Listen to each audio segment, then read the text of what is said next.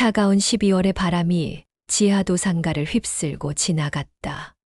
73세 박순자는 찢어진 담요로 몸을 감싸며 지하철역 구석에 웅크리고 앉아 있었다. 손에 들인 것은 낡은 종이컵 하나뿐이었다.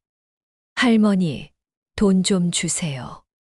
지나가는 사람들의 발걸음 소리만 메아리칠 뿐 아무도 그녀를 쳐다보지 않았다. 순자의 얼굴은 주름으로 가득했지만 그 주름 사이로 흐르는 눈물은 아직도 따뜻했다. 불과 3년 전만 해도 순자는 강남의 펜트하우스에서 살았다. 남편 김철수가 30년간 운영해온 건설회사는 서울 곳곳에 아파트와 빌딩을 지었고 그들 부부는 수십억의 재산을 가진 부유한 사람들이었다. 아들 민수는 의사였고 딸 은영이는 대기업 임원이었다. 모든 것이 완벽해 보였다. 여보, 이번 프로젝트만 성공하면 우리는 정말 큰 부자가 될 거야. 철수는 항상 그렇게 말했다. 더 크고 더 많은 돈을 벌기 위해 그는 회사의 모든 자금을 새로운 개발 사업에 투자했다. 순자는 불안했지만 남편을 믿었다. 그러나 2020년 초 코로나19가 터지면서 부동산 시장이 얼어붙었다. 철수의 회사는 순식간에 파산했고 개인 보증을 섰던 그들의 모든 재산이 날아갔다. 집도 차도 심지어 순자의 귀금속까지 모든 것이 채권자들에게 넘어갔다. 아버지가 이렇게 무책임할 수 있어요? 민수가 소리쳤던 그날이 아직도 생생했다. 아들과 딸은 자신들의 신용등급까지 타격을 받을까봐 부모와 연락을 끊었다. 친구들도 하나둘씩 돌아섰다. 돈이 있을 때만 진짜 친구가 아니었다는 것을 그때서야 깨달았다. 철수는 하루하루 술에 빠져 살았다. 내가 이 가정을 망쳤어, 순자야. 미안해, 정말 미안해. 그는 매일 그렇게 중얼거렸다. 순자는 남편을 원망하면서도 동시에 애틋함을 느꼈다. 함께 가난해진 이 상황에서 그나마 서로라도 있다는 것이 위안이었다. 하지만 그 위안도 오래가지 못했다. 2021년 여름, 철수는 심장마비로 쓰러졌다. 병원비조차 낼 수 없어 제대로 된 치료를 받지 못한 채 그는 순자의 팔 안에서 숨을 거두었다. 여보, 너무 미안해. 이런 남편을 만나서 고생만 했네. 그의 마지막 말이었다. 순자는 남편의 손을 꼭 잡고 울었다. 장례식에는 아무도 오지 않았다. 아들과 딸도 그동안 알고 지내던 사람들도 모두 외면했다. 남편이 죽은 후 순자는 완전히 혼자가 되었다. 월세도 낼 수 없어 쫓겨난 그녀는 거리로 나앉게 되었다. 처음에는 복지관이나 무료급식소를 전전했지만 자존심이 허락하지 않았다. 한때 수십억을 가졌던 자신이 국어를 해야 한다는 현실이 받아들여지지 않았다. 할머니, 괜찮으세요? 젊은 여성의 목소리에 순자는 고개를 들었다. 20대 후반으로 보이는 여성이 걱정스러운 표정으로 자신을 내려다보고 있었다. 괜찮습니다. 신경 쓰지 마세요. 순자는 고개를 숙였다. 누군가의 동정을 받는 것이 싫었다. 이거라도 드세요. 여성은 따뜻한 커피 한 잔과 김밥을 순자 앞에 놓고는 조용히 사라졌다. 순자는 그 따뜻함에 또다시 눈물이 났다. 오랜만에 느끼는 인간의 온정이었다. 그날 밤 순자는 커피를 마시며 생각했다. 돈이 전부라고 생각했던 지난 70년의 삶이 얼마나 헛된 것이었는지를. 아들과 딸을 돈으로만 키웠고 남편과의 관계도 돈 중심이었다. 정작 가장 중요한 것들은 모두 놓쳤다. 지하철역의 차가운 바닥에 누워 순자는 조용히 중얼거렸다. 하나님, 저에게 기회를 주신다면 이번에는 제대로 살고 싶습니다. 멀리서 마지막 전철이 지나가는 소리가 들렸다. 순자는 남편의 사진이 든 낡은 지갑을 꼭 안고 잠에 들었다. 꿈속에서라도 가족이 함께 있던 따뜻했던 시절로 돌아가고 싶었다. 2부 절망의 끝에서 새벽 5시 순자는 추위에 깼다. 몸의 관절마다 아픔이 찾아왔지만 그보다 더 아픈 것은 마음이었다. 오늘로 노숙 생활 6개월째였다. 여기서 뭐 하고 있어? 지하철 역무원의 날카로운 목소리가 울려 퍼졌다. 순자는 황급히 담요를 챙겨 자리에서 일어났다. 죄송합니다. 금방 나갈게요. 매일 여기서 자면 안 된다고 했잖아요. 다른 승객들이 불편해해요. 순자는 고개를 숙이고 지하철역을 나왔다. 이른 새벽의 거리는 을씨년스러웠다. 어디로 가야 할지 막막했다. 근처 스문의 시간 패스트푸드점으로 향했다. 화장실에서 세수라도 하려 했지만 알바생이 째려보는 시선이 따가웠다. 순자는 물 한 잔만 달라고 했지만 주문하지 않으면 나가세요라는 대답만 돌아왔다. 거리로 나온 순자는 휴지통을 뒤졌다. 먹을 것을 찾기 위해서였다. 한때 최고급 레스토랑에서 식사하던 자신이 이제는 남의 버린 음식을 찾고 있다는 현실이 처참했다. 엄마. 순자는 딸 은영이의 이름을 불러보았다. 하지만 은영이는 6개월 전부터 전화를 받지 않았다. 아들 민수도 마찬가지였다. 그들에게 어머니는 이미 존재하지 않는 사람이었다. 오후가 되어서야 순자는 쓰레기통에서 반쯤 먹다만 김밥을 찾을 수 있었다. 허기에 주저하지 않고 먹었지만 이내 배탈이 났다. 화장실도 갈 곳이 없어 공원 뒤편에서 보리를 보는 자신이 너무나 초라했다. 할머니, 괜찮으세요? 어제 커피를 건네준 그 젊은 여성이 다시 나타났다. 이름은 김지혜라고 했다. 사회복지사였다. 할머니, 혹시 거처가 필요하시면 제가 연결해 드릴 수 있어요. 임시보호시설이 있거든요. 순자는 머뭇거렸다. 자존심이 허락하지 않았다. 괜찮습니다. 제가 알아서 할 수 있어요. 하지만 지혜는 포기하지 않았다. 할머니, 이렇게 계시면 안 돼요. 요즘 날씨가 너무 추워요. 몸이 상하시면 어떡해요? 그날 저녁, 날씨는 더욱 추워졌다. 체감 온도는 영하 10도까지 떨어졌다. 순자는 신문지와 박스로 몸을 감쌌지만 추위는 뼛속까지 파고들었다. 밤 12시경 순자는 의식을 잃었다. 깨어나니 병원이었다. 의사는 저체온증과 탈수, 영양실조라고 했다. 보호자가 계신가요? 간호사의 질문에 순자는 대답할 수 없었다. 보호자라고 할 수 있는 사람이 있긴 했지만 그들은 자신을 외면했다. 제가 연락드렸어요. 지혜가 나타났다. 그녀가 구급차를 불렀던 것이다. 할머니, 이제 진짜 도움을 받으셔야 해요. 이렇게 지내시면 정말 위험해요. 병원비조차 낼 수 없는 순자를 위해 지혜는 여러 곳에 연락했다. 다행히 자선단체에서 병원비를 지원해 주기로 했다. 입원 3일째 되는 날, 순자는 거울을 보았다. 거기에는 완전히 다른 사람이 있었다. 6개월 전에 그녀와는 전혀 다른 초라하고 야윈 할머니가 있었다. 내가 정말 이렇게 추하게 변했구나. 순자는 눈물을 흘렸다.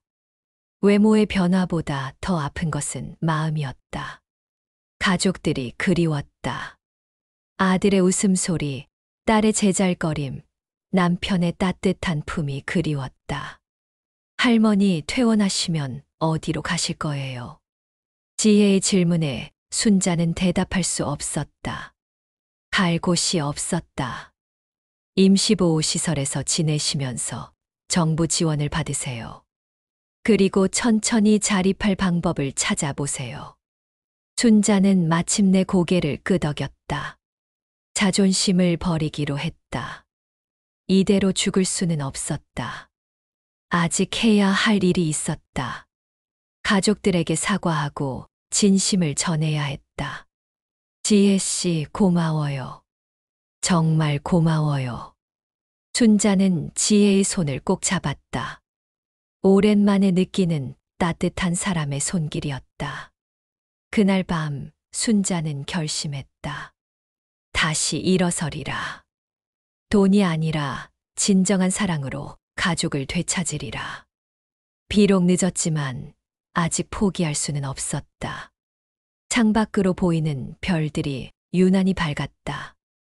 마치 그녀의 새로운 시작을 축복해 주는 것 같았다. 산부 임시보호시설에서의 깨달음. 여기가 앞으로 지내실 곳이에요. 지혜가 안내한 임시보호시설은 순자가 상상했던 것보다 깨끗했다.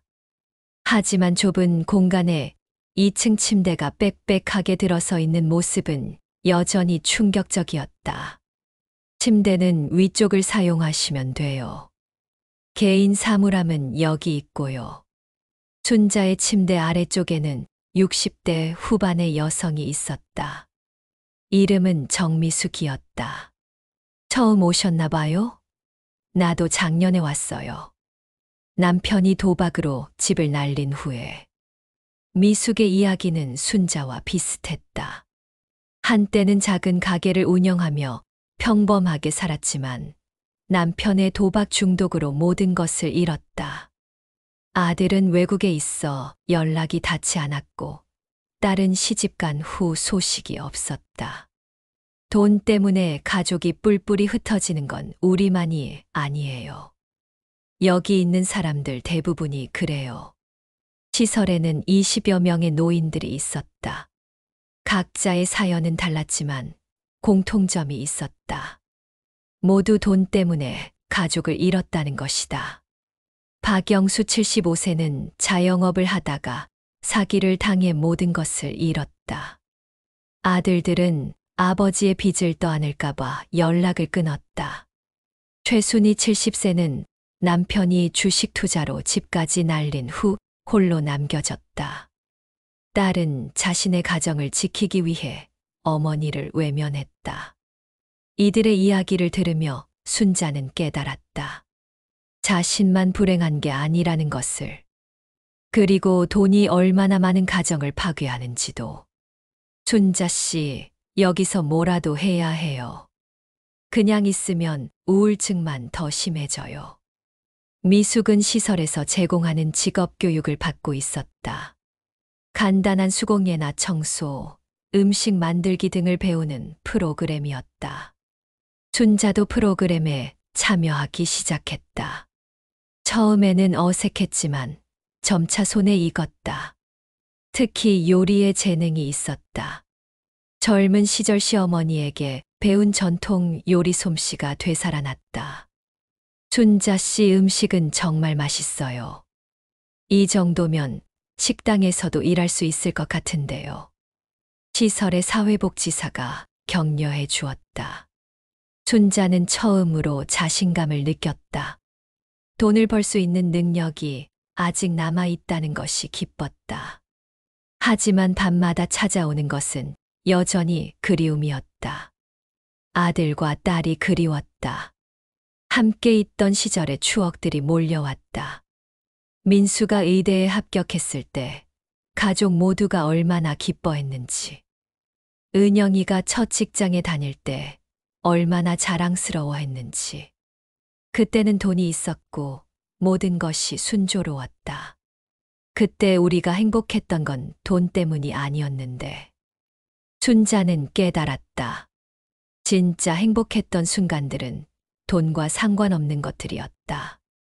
아들이 처음 엄마라고 불렀을 때, 딸이 아파서 자신의 품에 안겼을 때, 남편과 함께 산책하며 소소한 이야기를 나눴을 때, 돈이 생기면서 우리는 정작 중요한 것들을 잊어버렸어. 어느 날 순자는 용기를 내어 아들에게 전화를 걸었다. 하지만 사용자가 전화를 받을 수 없습니다라는 자동 음성만 들렸다. 딸에게도 마찬가지였다. 번호를 바꿨나? 순자는 병원에 전화해봤다. 아들이 근무하는 병원이었다. 민수 선생님은 작년에 미국으로 이민 가셨어요. 청천벽력이었다. 아들이 외국으로 떠났다는 것을 자신에게는 한마디 말도 없이 딸의 회사에도 전화해봤지만 은영 씨는 퇴사하셨어요. 라는 대답만 돌아왔다. 그날 밤 순자는 많이 울었다. 아이들이 정말로 자신을 완전히 버렸다는 것을 깨달았다. 순자 씨, 괜찮아요? 미숙이 걱정스럽게 물었다. 아이들이 나를 완전히 버렸어요. 그래도 포기하면 안 돼요. 언젠가는 분명히 만날 수 있을 거예요. 미숙의 위로가 따뜻했다. 이곳에서 순자는 진짜 가족 같은 사람들을 만났다. 피 한 방울 섞이지 않았지만 서로의 아픔을 이해하고 위로해주는 사람들이었다. 돈으로는 살 수 없는 게 있구나. 순자는 그때서야 깨달았다. 진정한 따뜻함과 사랑은 돈으로 살 수 없다는 것을. 그리고 자신이 지금까지 그것들을 너무 가볍게 여겼다는 것을. 자부작은 희망의 싹. 임시보호시설에서 3개월이 지났다. 순자는 이제 그곳의 생활에 적응했다. 매일 아침 6시에 일어나 운동을 하고, 오전에는 직업 교육을 받고, 오후에는 시설 일을 도왔다. 순자 씨, 좋은 소식이 있어요. 지혜가 밝은 표정으로 찾아왔다. 근처 복지관에서 급식 도우미를 구하는데 순자 씨를 추천하고 싶어요. 요리 솜씨가 좋으니까 딱 맞을 것 같아요. 순자의 눈이 반짝였다. 일할 수 있다는 것, 돈을 벌 수 있다는 것이 너무나 기뻤다. 정말요? 제가 할 수 있을까요? 당연히 할 수 있어요. 순자 씨만큼 정성스럽게 요리하는 분 본 적이 없어요. 다음 날 순자는 해솔복지관으로 면접을 보러 갔다. 관장님은 50대 중반의 따뜻한 여성이었다. 이력서에 보니 특별한 경력은 없으시네요. 순자는 당황했다. 자신의 과거를 어떻게 설명해야 할지 몰랐다. 죄송합니다. 저는 평생 가정주부였어요. 하지만 요리는 자신 있습니다. 그럼 한번 해보시겠어요? 오늘 점심 준비를 도와주세요. 순자는 부엌으로 들어가 급식 준비를 도왔다. 100명분의 김치찌개와 반찬을 만드는 일이었다. 순자는 정성을 다해 요리했다. 김치의 익은 정도를 확인하고 간을 여러 번 맞춰보며 마치 가족을 위한 음식을 만들듯이 했다. 와, 이 김치찌개 정말 맛있다. 누가 만든 거야? 집에서 먹는 것보다 맛있어. 급식을 먹은 어르신들의 반응이 뜨거웠다. 관장님도 놀랐다. 순자 씨, 정말 대단하세요. 이런 맛은 처음이에요. 그날부터 순자는 복지관에서 일하기 시작했다. 월급은 많지 않았지만 그것만으로도 충분히 기뻤다. 누군가에게 도움이 되고 있다는 것, 자신의 가치를 인정받는다는 것이 행복했다. 순자야, 오늘 음식도 정말 맛있었어. 복지관을 이용하는 어르신들이 하나둘씩 순자에게 인사했다. 특히 김할아버지는 매일 감사 인사를 빼먹지 않았다. 할아버지, 너무 과찬이세요. 아니야, 정말이야. 우리 죽은 아내도 이만큼 요리를 못했어. 하하하. 김할아버지는 82세로 10년 전 아내를 잃고 혼자 살고 있었다. 자식들은 모두 외국에 있어 명절에만 연락이 온다고 했다. 순자야, 너는 자식들이 있지? 있긴 한데 연락이 잘 안 돼요. 그래도 있다는 게 어디야. 나는 연락이 와도 말이 안 통해. 다들 영어로만 이야기하거든. 하하하. 김할아버지의 웃음 속에서 순자는 깊은 외로움을 느꼈다.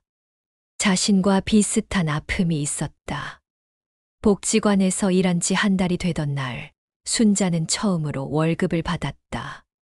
80만 원이었다. 적지 않은 금액이었지만 예전에 비하면 푼돈이었다. 하지만 이상하게도 마음이 뿌듯했다. 이 돈으로 무엇을 할까? 순자는 고민했다. 그러다가 문득 떠오르는 것이 있었다. 시설의 미숙이가 감기로 며칠째 고생하고 있다는 것이. 순자는 약국에서 감기약을 샀다. 그리고 미숙이 좋아하는 꿀차도 함께 샀다. 이거 왜 사왔어? 돈이 아까운데. 미숙이 눈물을 글썽였다. 언니가 아프니까 내가 더 아프더라고. 얼른 나아야지. 그 순간 순자는 깨달았다. 돈을 쓰는 진짜 기쁨이 무엇인지.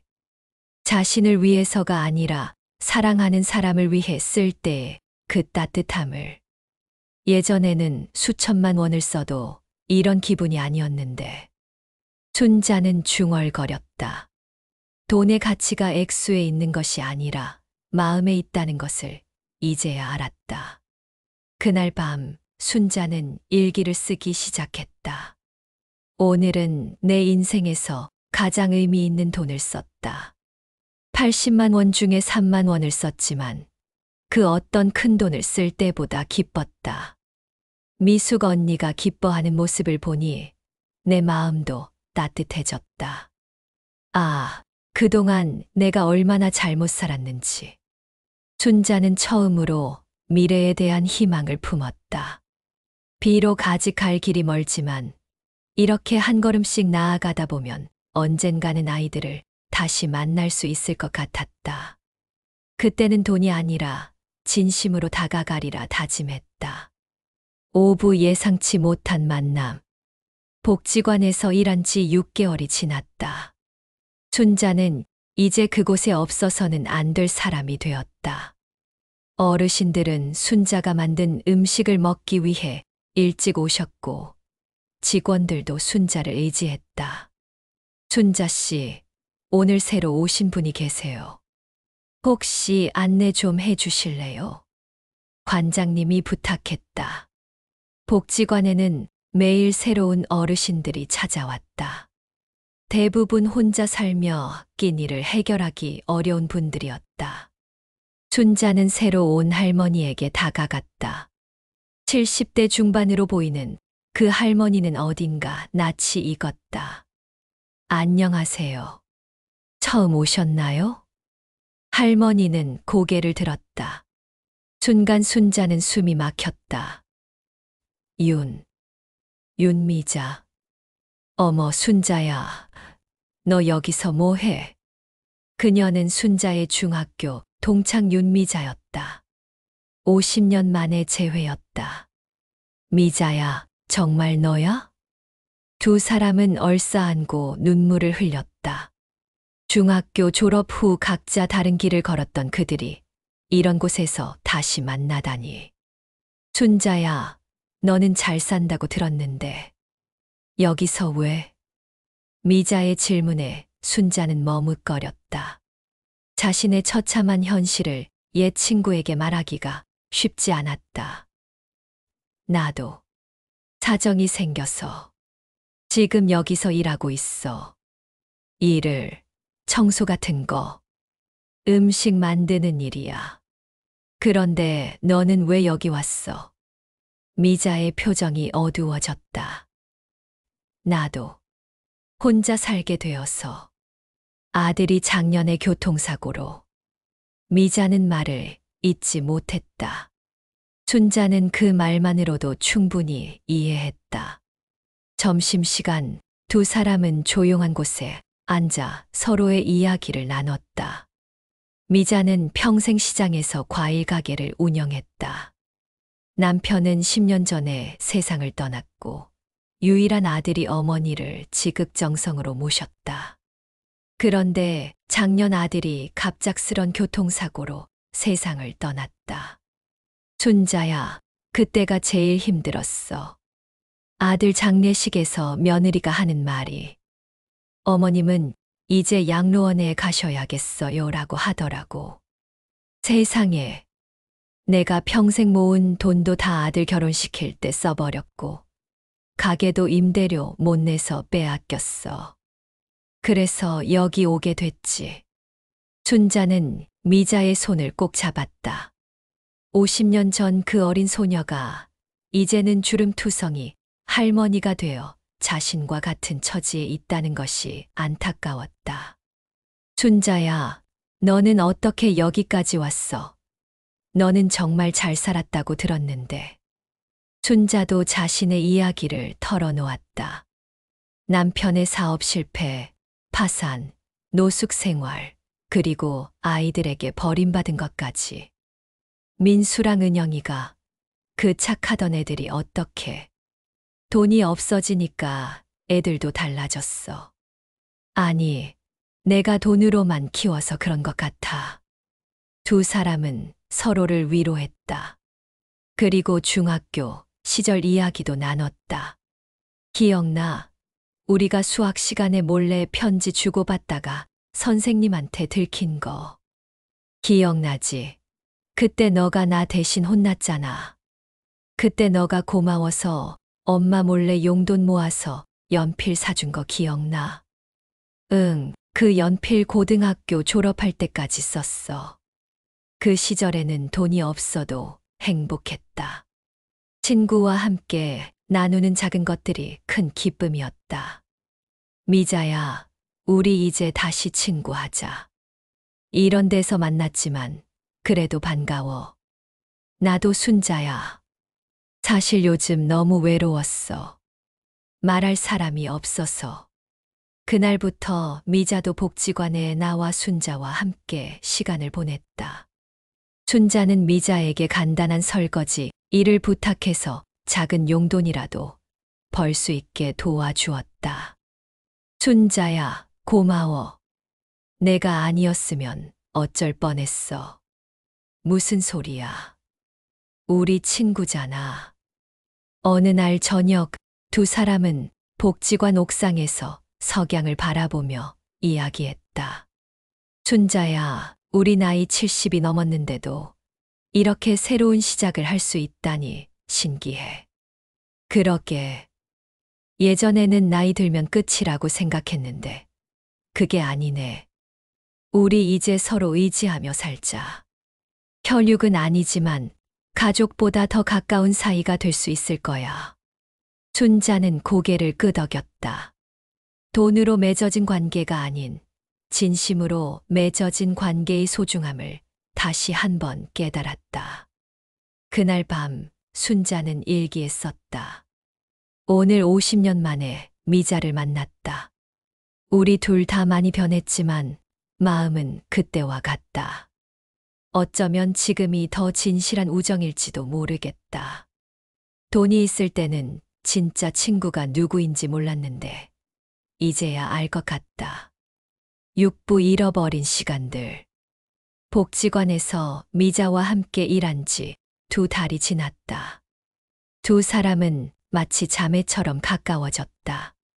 순자는 요리를, 미자는 설거지와 청소를 맡아 복지관의 든든한 일꾼이 되었다.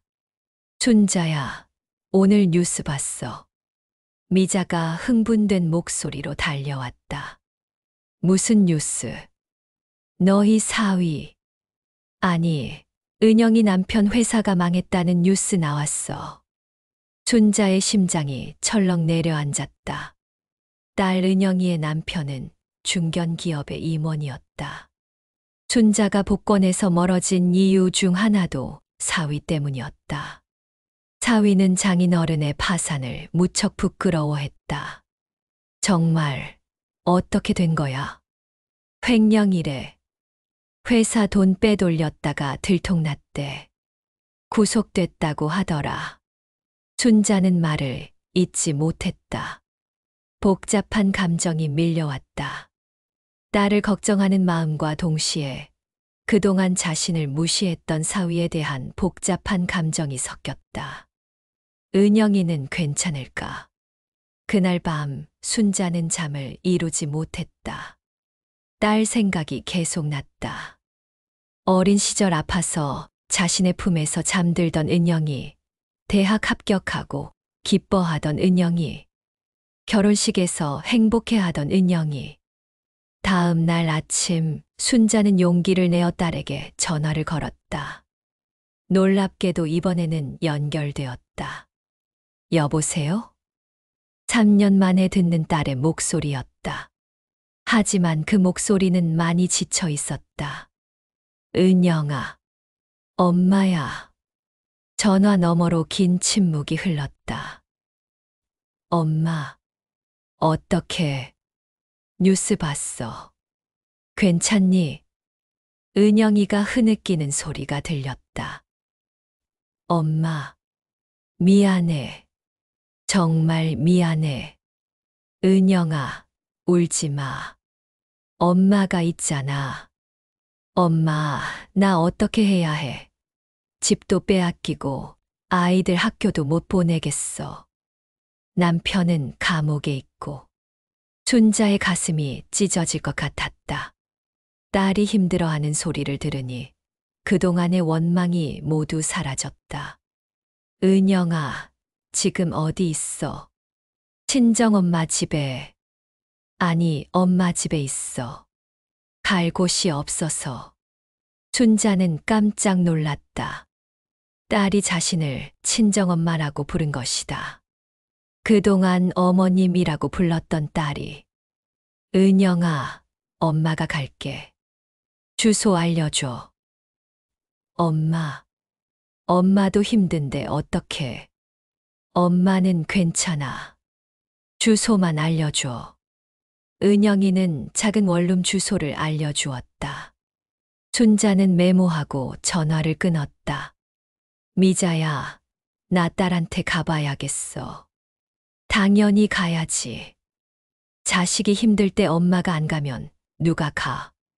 순자는 자신의 전 재산인 50만 원을 들고 딸에게로 향했다. 그 돈은 3개월간 모은 것이었다. 딸이 사는 곳은 지하 반지하 원룸이었다. 순자가 노숙하던 곳과 비슷한 환경이었다. 문을 열어준 은영이는 많이 야위어 있었다. 엄마. 모녀는 무작정 안아주며 울었다. 3년간의 시간이 무색하게 그들은 여전히 모녀였다. 은영아, 많이 힘들었지. 엄마, 정말 미안해. 그때 엄마를 그렇게 외면해서. 괜찮아. 엄마도 미안해. 그동안 돈으로만 너희를 키워서. 원룸에는 은영이와 두 아이가 살고 있었다. 초등학생인 손자 손녀가 할머니를 보고 어색해했다. 할머니다. 인사해. 아이들은 순자에게 어색하게 인사했다. 순자는 가슴이 아팠다. 손자 손녀와 이렇게 낯선 사이가 된 것이. 은영아, 이걸로 당장 급한 것들 해결해. 순자는 50만 원을 딸에게 건넸다. 엄마, 이걸 어떻게? 엄마도 힘든데. 엄마는 괜찮아. 일하고 있어. 순자는 자신이 복지관에서 일하고 있다는 것을 말했다. 딸은 놀랐지만 동시에 엄마의 강인함에 감동했다. 엄마, 엄마가 그런 일을 하고 계셨다니. 부끄러운 일 아니야. 정직한 일이고 사람들에게 도움이 되는 일이야. 그날 순자는 딸과 함께 저녁을 해 먹었다. 간단한 라면이었지만 온 가족이 함께 먹는 식사는 오랜만이었다. 할머니, 라면 정말 맛있어요. 손녀가 처음으로 순자에게 말을 걸었다. 그래, 할머니가 또 만들어줄게. 정말요. 내일도 와주세요. 순자는 눈물이 났다. 이런 소소한 대화가 얼마나 그리웠는지. 돌아가는 길에 순자는 다짐했다. 딸과 손자 손녀들을 도와주리라. 돈은 많지 않지만 자신이 할 수 있는 모든 것을 하리라. 그날 밤 순자는 일기에 썼다. 오늘 3년 만에 은영이를 만났다. 그 아이도 나처럼 돈 때문에 고생하고 있었다. 이제 우리 가족이 다시 뭉칠 수 있을 것 같다. 돈이 아니라 사랑으로. 칠부 천천히 아물어가는 상처. 순자는 매주 토요일마다 딸을 찾아갔다. 처음에는 어색했지만 시간이 지나면서 서로 마음을 열기 시작했다. 엄마, 이번 주는 어떻게 지냈어? 은영이가 차를 끓여주며 물었다. 예전에는 엄마에게 이런 관심을 보인 적이 없었다. 복지관에서 새로운 어르신들이 많이 오셨어. 너희 할아버지 뻘 되는 분도 계시고. 순자는 복지관에서 있었던 일들을 딸에게 들려주었다. 은영이는 엄마의 이야기를 진지하게 들었다. 엄마가 그런 일을 하고 계시다니. 정말 존경스러워. 무슨, 그냥 내가 할 수 있는 일을 하는 거지. 하지만 순자는 딸의 말에 기분이 좋았다. 예전에는 돈을 많이 벌어야 인정받는다고 생각했는데, 지금은 작은 일이라도 정성을 다하면 인정받을 수 있다는 것을 깨달았다. 엄마, 오빠는 어떻게 지내는지 알아? 은영이가 조심스럽게 물었다. 아들 민수 이야기였다. 미국에 있다고 들었는데 자세한 건 몰라. 오빠한테 연락해 볼까? 너 연락 가능해? 이메일은 알고 있어. 한번 보내볼게. 그날 밤 은영이는 오빠에게 이메일을 보냈다. 아버지가 돌아가신 것과 어머니의 상황, 그리고 자신의 현재 상황까지 솔직하게 적었다. 일주일 후 민수에게서 답장이 왔다. 아버지가 돌아가셨다고. 왜 이제야 알려주는 거야? 민수의 첫 반응은 원망이었다. 하지만 이어진 내용에서는 가족에 대한 그리움이 묻어났다. 엄마가 그렇게 힘들게 지내셨다니. 나도 여기서 쉽지 않아. 의사 면허 인정받으려고 다시 공부하고 있어. 돈도 많이 들고 민수도 힘든 상황이었다. 미국에서 의사로 일하려면 다시 시험을 봐야 했고 그동안의 생활비도 만만치 않았다. 아내와 아이들도 적응하느라 힘들어했다. 그래도 엄마께 안부 인사 전해줘. 시험 끝나면 한국에 들어갈게. 순자는 아들의 소식을 듣고 눈물을 흘렸다. 멀리 있어도 여전히 자신을 생각해주고 있다는 것이 고마웠다. 그래, 민수도 힘들겠지. 이민 가서 적응하는 게 쉬운 일이 아닌데. 한편 복지관에서는 순자에게 새로운 기회가 찾아왔다. 순자 씨, 시에서 어르신 요리교실 강사를 구하는데 혹시 관심 있으세요? 관장님이 제안했다. 제가요? 강사를. 네. 순자 씨 요리 솜씨는 이미 소문났어요. 다른 복지관에서도 문의가 올 정도예요. 순자는 깜짝 놀랐다. 자신의 요리가 그렇게 인정받고 있다니. 하지만 저는 배운 게 없어서. 배운 게 없어도 경험이 있잖아요. 50년 넘게 가족을 위해 요리하신 경험이요. 순자는 고민했다.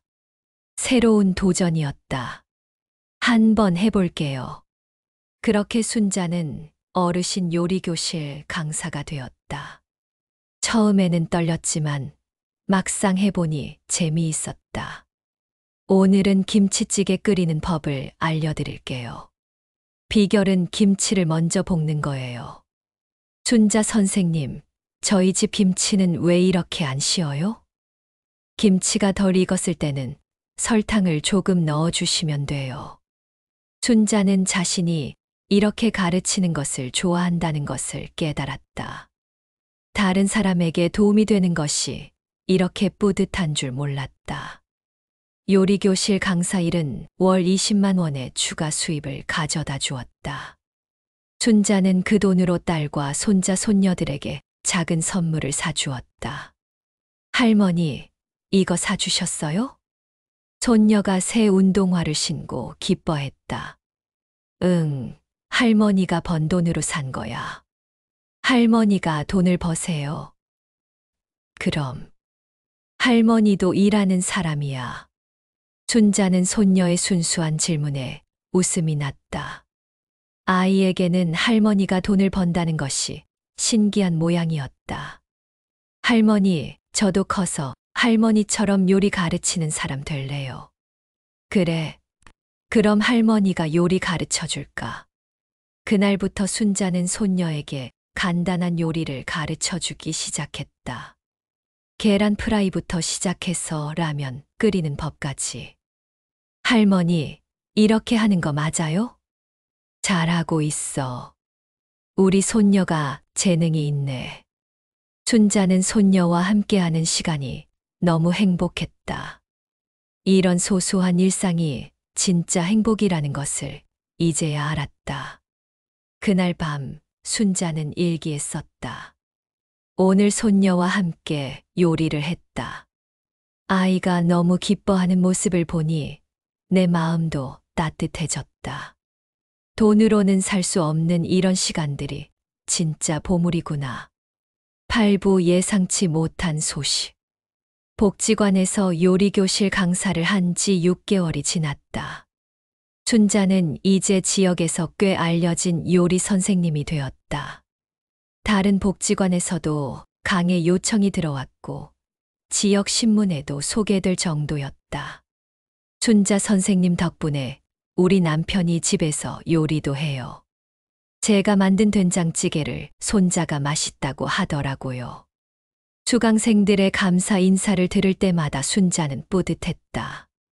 자신의 경험이 다른 사람들에게 도움이 된다는 것이 이렇게 의미 있는 줄 몰랐다. 어느 날 아침 순자에게 예상치 못한 전화가 걸려왔다.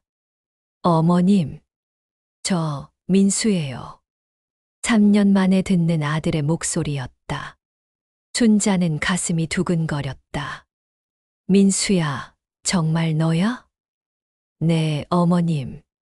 죄송해요. 그동안 연락 못 드려서. 민수의 목소리는 많이 지쳐 있었다. 하지만 예전과 달리 따뜻함이 느껴졌다. 괜찮아. 무슨 일로 전화했어? 어머님, 제가 한국에 들어가려고 해요. 정말, 언제? 다음 달쯤. 사실 여기서 일이 잘 안 풀렸어요. 의사 시험도 떨어졌고 생활도 너무 힘들어서. 순자는 아들의 마음을 이해했다.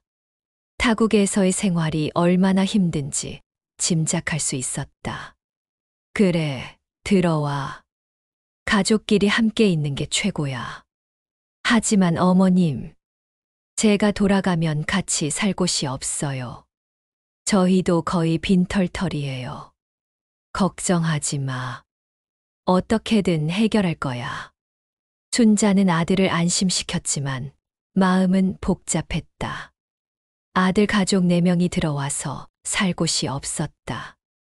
은영이가 사는 원룸은 너무 좁았고 자신은 아직 시설에서 지내고 있었다. 미자야, 큰일이야. 순자는 미자에게 상황을 설명했다. 그럼 어떻게 해? 다 같이 살 집을 구해야겠네. 그런데 돈이, 순자와 미자가 모은 돈으로는 큰 집을 구하기 어려웠다. 그때 복지관 관장님이 다가왔다. 순자 씨, 무슨 걱정이에요? 순자는 사정을 설명했다. 관장님은 잠시 생각하더니 제안했다. 혹시 복지관 근처에 있는 사회주택 알아요? 저소득층을 위한 임대주택인데 신청해 보시면 어떨까요? 그런 게 있어요? 네. 순자 씨 같은 분이면 충분히 자격이 될 거예요. 제가 도와드릴게요. 희망이 보였다. 순자는 당장 신청서를 작성했다. 다행히 순자의 현재 소득과 상황으로는 사회주택 입주 자격에 충분했다. 한 달 후 놀라운 소식이 들려왔다. 순자 씨, 사회주택 당첨되셨어요. 3룸짜리 아파트였다. 온 가족이 함께 살기에 적당한 크기였다. 정말요? 정말 당첨됐다고요? 순자는 기쁨에 겨워 눈물을 흘렸다. 드디어 가족이 함께 살 집이 생긴 것이다. 이사하는 날, 온 가족이 모였다. 민수도 가족과 함께 한국에 돌아왔다. 엄마, 정말 죄송해요. 그동안 너무 못된 아들이었어요. 민수는 어머니 앞에서 고개를 숙였다. 3년간의 이민 생활이 그를 많이 변화시켰다. 돈보다 가족이 중요하다는 것을 깨달았다. 괜찮아. 이제 다시 시작하면 돼. 새 집은 작았지만 따뜻했다. 온 가족 8명 순자, 미자, 은영이와 아이들 2명, 민수와 아내, 아이 1명이 함께 살기 시작했다. 할머니, 이제 우리 계속 같이 살아요? 손녀가 순자에게 안기며 물었다. 그럼 할머니가 맛있는 밥 많이 해줄게. 첫 저녁 식사는 순자가 직접 요리했다. 온 가족이 둘러앉아 함께 밥을 먹는 모습이 몇 년 만인지 모를 정도였다. 엄마 요리는 역시 최고예요. 민수의 아내도 시어머니의 요리를 칭찬했다. 예전에는 시어머니를 부담스러워했지만 지금은 진심으로 감사했다. 우리 이제 정말 가족이네. 미자도 온 가족의 일원이 되었다. 혈연은 아니지만 진짜 가족 같았다. 그날 밤 순자는 일기에 썼다. 드디어 온 가족이 한 집에서 살게 되었다. 몇 년 전만 해도 상상할 수 없었던 일이다. 돈이 없어도 이렇게 행복할 수 있구나. 진짜 부자가 뭔지 이제야 알 것 같다. 구부 새로운 꿈. 온 가족이 함께 살기 시작한 지 3개월이 지났다. 처음에는 좁은 공간에 많은 사람이 생활하느라 불편했지만 시간이 지나면서 서로 배려하며 지내게 되었다. 민수는 한국에서 다시 의사로 일하기 위해 준비하고 있었다. 미국에서의 경험을 인정받기는 어려웠지만 포기하지 않았다. 엄마, 제가 병원에 취직하면 더 큰 집으로 이사할게요. 무슨 소리야? 여기가 얼마나 좋은데. 가족끼리 가까이 있을 수 있잖아.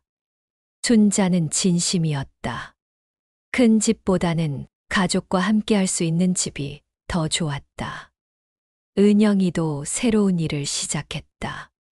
과거의 경험을 살려 작은 회계사무소에서 일하기 시작했다. 엄마, 첫 월급이에요. 은영이가 봉투를 내밀었다. 너희가 써라. 생활비도 많이 들 텐데. 아니에요. 엄마가 우리를 이렇게 돌봐주시는데 이 정도는 당연히 해야죠. 은영이의 말에 순자는 감동했다. 예전의 은영이라면 생각할 수 없는 일이었다. 한편 순자의 요리 교실은 더욱 인기를 끌고 있었다. 지역 방송국에서 인터뷰, 요청도 들어왔다. 어르신의 요리 비결이 뭔가요? 정성이에요. 가족을 생각하는 마음으로 만들면 무엇이든 맛있어져요. 힘든 시간을 어떻게 이겨내셨나요? 포기하지 않았어요. 그리고 진짜 소중한 게 뭔지 깨달았어요. 돈이 아니라 사랑이라는 걸요. 방송이 나간 후 순자에게는 더 많은 기회가 찾아왔다. 요리책 출간 제의도 들어왔다. 할머니가 책을 내신다고요? 손녀가 깜짝 놀랐다. 응. 할머니의 요리 비법을 다른 분들과 나누려고. 와, 할머니 진짜 대단해요. 순자는 요리책 집필을 시작했다. 단순한 레시피가 아니라 각 요리에 담긴 가족에 대한 사랑과 추억을 함께 적었다. 김치찌개는 제가 신혼시절 시어머니께 배운 요리입니다. 처음에는 맛이 없어서 혼났지만 사랑하는 가족을 생각하며 계속 연습했더니 지금의 맛이 나왔습니다. 어느 날 순자에게 특별한 손님이 찾아왔다. 20년 전 헤어진 시누이였다. 형님, 언니예요. 시누이 김정희는 남편과 사별한 후 혼자 살고 있었다. 형수의 소식을 뉴스로 듣고 찾아온 것이다. 정희야, 어떻게 여기까지? 언니 정말 죄송해요. 그때 형님이 힘드실 때 도움이 못 되어서. 정희도 당시 자신의 가정이 어려워서 형수네를 도울 여력이 없었다. 무슨 소리야. 다들 힘든 시절이었는데. 정희는 순자의 모습에 놀랐다. 예전보다 오히려 더 밝고 생기 넘쳐 보였다. 언니 정말 대단해요. 이렇게 다시 일어서시다니. 별거 아니야. 그냥 하루하루 살다 보니까 여기까지 온 거지. 정희도 가족 같은 분위기에 합류했다. 미자와도 금세 친해졌다. 우리 집이 점점 커지네. 순자는 웃었다. 혈연이 아니어도 진심으로 서로를 아끼는 사람들이 모여 사는 것이 진짜 가족이라는 생각이 들었다. 요리책 출간 준비가 한창일 때 출판사에서 제안이 들어왔다. 순자 선생님, 요리책 외에 자서전도 써보시면 어떨까요? 선생님의 인생 이야기가 많은 분들에게 감동을 줄 것 같아요. 자서전요. 제가 그런 걸 쓸 수 있을까요? 물론이죠. 선생님의 이야기는 정말 드라마틱해요. 실패와 좌절, 그리고 다시 일어서는 이야기요. 순자는 고민했다. 자신의 부끄러운 과거를 모두 공개하는 것이 쉬운 일은 아니었다. 엄마, 한번 써보세요. 엄마 이야기를 듣고 용기를 얻는 분들이 많을 거예요. 민수가 격려했다. 그래요, 할머니. 할머니 이야기는 정말 멋있어요. 손녀도 응원했다. 그렇게 순자는 자서전 집필도 시작했다. 제목은 돈보다 소중한 것이었다. 그날 밤 순자는 일기에 썼다. 이제 정말 새로운 꿈이 생겼다. 내 경험을 통해 다른 분들에게 희망을 주고 싶다. 나이가 몇 살이든 다시 시작할 수 있다는 것을, 진짜 행복이 무엇인지를 알려주고 싶다. 10부 진정한 부자. 1년 후 순자의 요리책 할머니의 사랑 레시피가 출간되었다. 출간 첫 주부터 베스트셀러에 올랐다. 사람들은 단순한 요리법이 아닌 각 요리에 담긴 가족에 대한 사랑에 감동했다. 순자 선생님, 축하드려요. 정말 대박이네요. 출판사 직원이 기뻐했다. 그런데 인쇄는 얼마나 될까요? 첫 달만 해도 500만 원은 넘을 것 같아요. 계속 팔리면 훨씬 더 많아질 거예요. 순자는 깜짝 놀랐다. 몇 년 만에 처음으로 큰 돈을 벌게 된 것이다. 하지만 이상했다. 예전에 수억 원을 가지고 있을 때보다 지금이 훨씬 기뻤다. 돈 자체보다는 자신의 경험이 다른 사람들에게 도움이 된다는 것이 더 의미 있었다. 엄마, 이제 좀 편하게 사세요. 더 큰 집으로 이사하고 싶은 거 있으면 다 사고. 민수가 말했다. 그는 드디어 병원에 취직했다. 무슨 소리야. 지금이 얼마나 행복한데. 순자는 진심이었다. 돈이 많았을 때보다 지금이 훨씬 행복했다. 그래도 조금은 써야지. 평생 고생만 하셨는데. 그럼 우리 다 같이 여행이나 갈까? 순자의 제안에 온 가족이 좋아했다. 할머니, 어디로 갈까요? 바다가 보고 싶어. 오랫동안 못 봤거든. 가족 여행은 부산으로 정했다. 온 가족 10명 정의까지 포함이 함께하는 첫 여행이었다. 와, 바다다. 아이들이 좋아하는 모습을 보니 순자의 마음도 흐뭇했다. 엄마, 감사해요. 이렇게 가족이 함께할 수 있게 해주셔서. 은영이가 순자의 팔을 잡았다.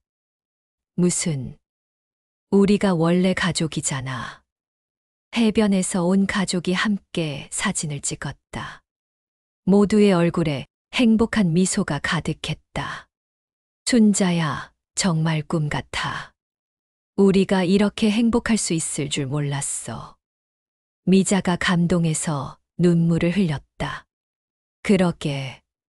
돈이 없어도 이렇게 행복할 수 있구나. 저녁에는 순자가 직접 해물탕을 끓였다. 펜션 주방에서 온 가족을 위해 정성껏 만든 음식이었다.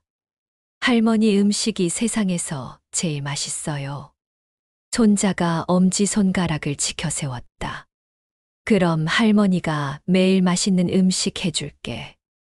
그날 밤 가족들이 모두 잠든 후 순자는 혼자 바다를 바라보며 생각에 잠겼다. 몇 년 전 자신의 모습을 떠올려 봤다.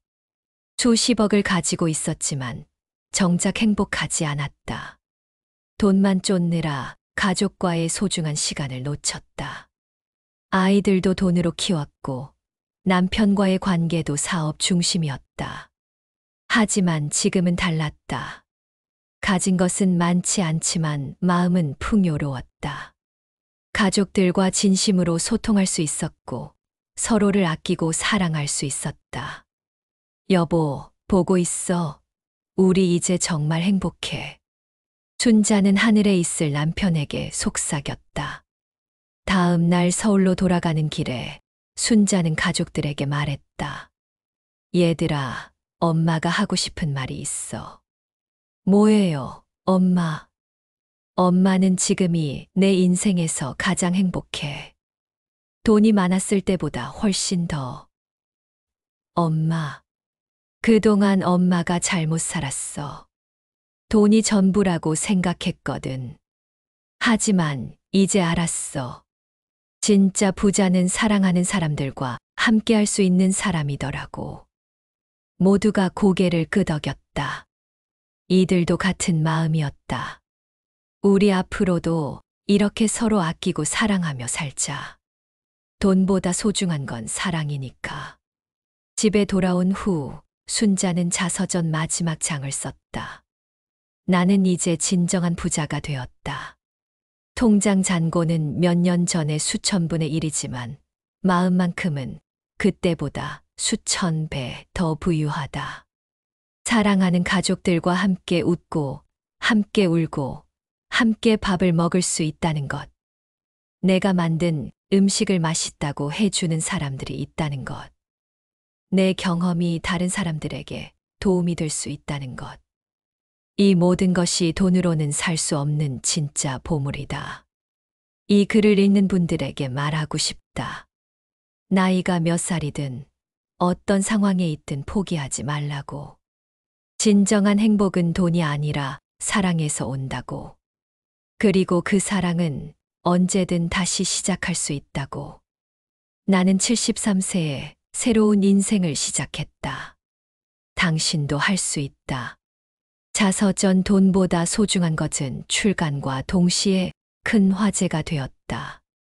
전국의 독자들이 순자의 이야기에 감동했고 많은 사람들이 용기를 얻었다. 순자는 이제 진정한 부자가 되었다. 돈이 아닌 사랑으로. 진정한 부는 마음에 있다.